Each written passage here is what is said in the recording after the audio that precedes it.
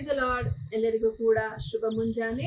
ಈ ದಿನದ ದೇವರ ವಾಕ್ಯ ಕೀರ್ತನೆ 56ನೇ ಅಧ್ಯಾಯದ 3ನೇ ವಾಕ್ಯ. ನನಗೆ ಹೆದರಿಕೆಯುಂಟಾದಾಗ ನಿನ್ನನ್ನೇ ಆಶ್ರಯಿಸಿಕೊಳ್ಳುವೆನು. ಹೌದು ಪ್ರಿಯರೇ, ಇಲ್ಲಿ ಕೀರ್ತನೆಗಾರನು ಹೇಳುತ್ತಿದ್ದಾನೆ, ಆತನಿಗೆ ಭಯ ಹೆದರಿಕೆ ಉಂಟಾದಾಗ ಆತನು ದೇವರನ್ನೇ ಆತುಕೊಳ್ಳುತ್ತಿದ್ದಾನೆ, ಆಶ್ರಯಿಸಿಕೊಳ್ಳುತ್ತಿದ್ದಾನೆ ಎಂಬುದಾಗಿ. ಅದೇ ಪ್ರಕಾರವಾಗಿ ಈ ದಿನದಲ್ಲಿ ನೀವು ಯಾವ ಕಾರ್ಯಗಳ ಕುರಿತಾಗಿ ನೀವು ಭಯಪಡ್ತಿದ್ದೀರಿ, ಹೆದರಿಕೆ ನಿಮ್ಮ ಜೀವಿತದಲ್ಲಿ ಇದೆ, ಅದು ಯಾವುದಾದ್ರೂ ಆಗಿರಬಹುದು.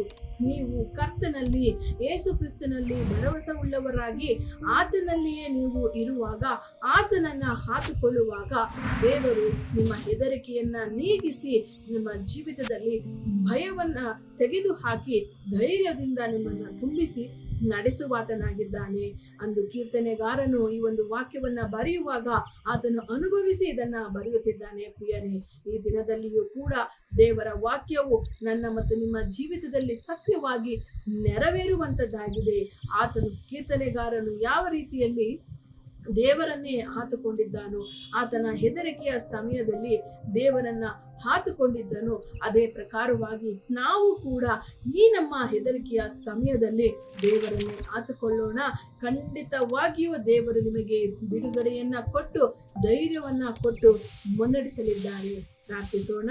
ಸ್ತೋತ್ರ ಕರ್ತನೆ, ಅಪ್ಪ, ಎಲ್ಲ ನನ್ನ ಸಹೋದರ ಸಹೋದರಿಯರು ಕರ್ತನೆ, ಯಾರೆಲ್ಲ ಕರ್ತನೆ ಈ ದಿನದಲ್ಲಿ ಈ ಕಾರ್ಯಗಳನ್ನ ಮಾಡುವುದಕ್ಕಾಗಿ ಸ್ವಾಮಿ, ಇದು ಮಾಡುವಾಗ ಇದು ಏನಾಗುತ್ತದೋ, ಇದು ಸಕ್ಸಸ್ ಆಗ್ತದೋ ಇಲ್ಲವೋ ಎಂಬುದಾಗಿ ಭಯದಲ್ಲಿ ಇರುವಂತಹ ಪ್ರತಿಯೊಬ್ಬೊಬ್ಬರನ್ನ, ಹೆದರಿಕೆಯಲ್ಲಿರುವಂತಹ ಪ್ರತಿಯೊಬ್ಬೊಬ್ಬರನ್ನ ನಿನ್ನ ಕರದಲ್ಲಿ ಕೊಟ್ಟಿದ್ದೇನೆ.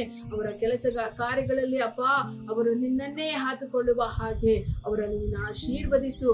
ನಿನ್ನನ್ನು ಹಾತುಕೊಂಡಿರುವಂತಹ ಪ್ರತಿಯೊಬ್ಬೊಬ್ಬರ ಜೀವಿತವನ್ನ ನೀನು ಬಲಪಡಿಸು ಕರ್ತನೆ, ಧೈರ್ಯದಿಂದ ತುಂಬಿಸು ಕರ್ತನೆ.